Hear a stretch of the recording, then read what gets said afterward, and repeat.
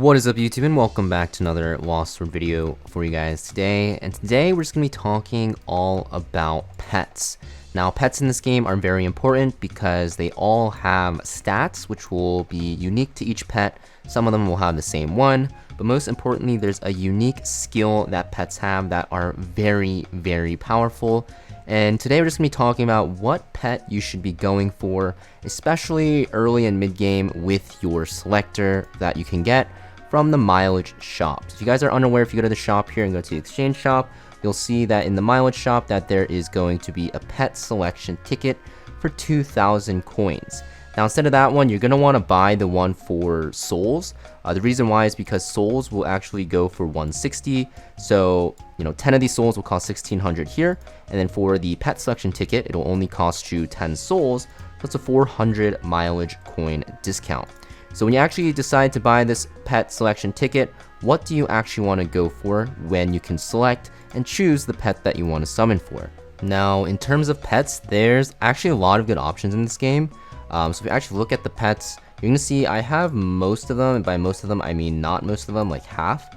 But there's going to be two that are generally regarded as the two best ones for PvE that most people are going to recommend.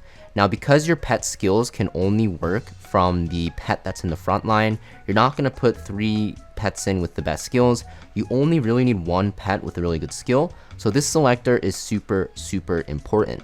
The two that I recommend are going to be between Etheria and also Phoenix.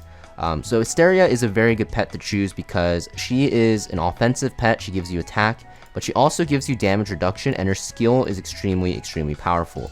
And like I mentioned, pet skills can only be used when the pet is placed in the front row.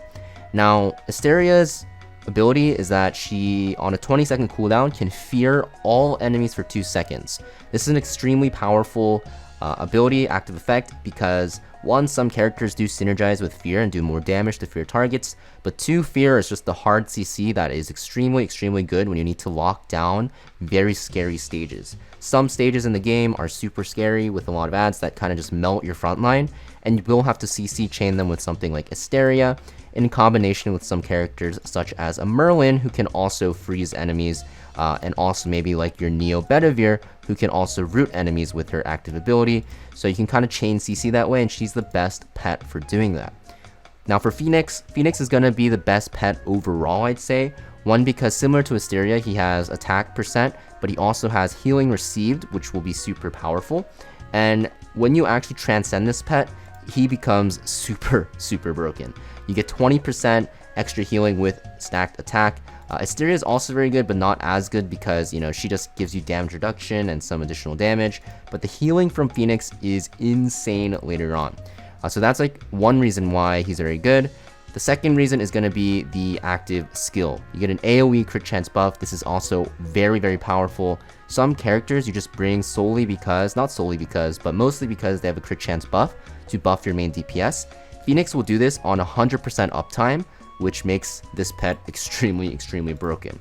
So I think these two pets are definitely the ones you're going to want to go for. There's some other good pets out there, but the two that I think are going to help you the most, and you'll notice their effects right away, will be Phoenix and Etheria.